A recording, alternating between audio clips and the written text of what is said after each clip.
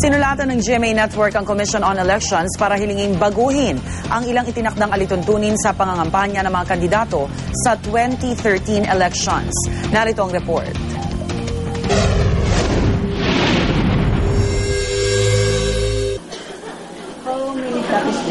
Sa liham ng GMA Network sa Commission on Elections, hiningi ng GMA na ibalik ng komisyon ang airtime allotment ng mga tumatakbo para sa isang national position sa 120 minutes kada TV station sa halip na 120 minutes para sa lahat ng TV stations. Mahirap at imposible raw kasing i-monitor kung lagpas na ang isang kandidato sa limit dahil walang kakayahan o oportunidad ang GMA na kumpirmahin ang nagamitan nitong airtime sa iba pang mga istasyon. Kaya hindi rin daw makatarungan na maaaring masampahan ng kasong kriminal ang mga opisyal ng isang network na magbebenta ng sobrang oras sa isang kandidato.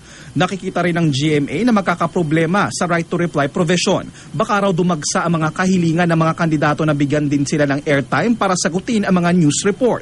Gayong limitado ang airtime para sa mga news program. Nais ng GMA na hayaan na raw ang network na mamili kung ano ang mga bagay na dapat ibalita.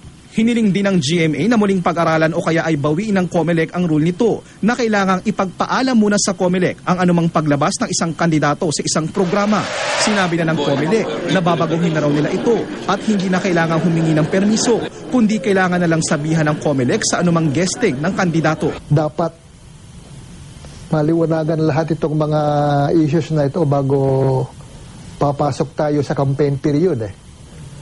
Otherwise, papasok tayo sa campaign period na hindi natin alam kung anong gagawin natin at hindi natin maintindihan kung bakit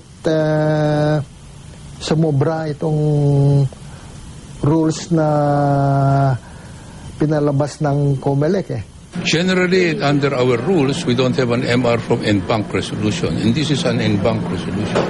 But in this case, because there was no hearing initially, so okay, siguro, it's a good thing that we can listen to it. So we still have time naman .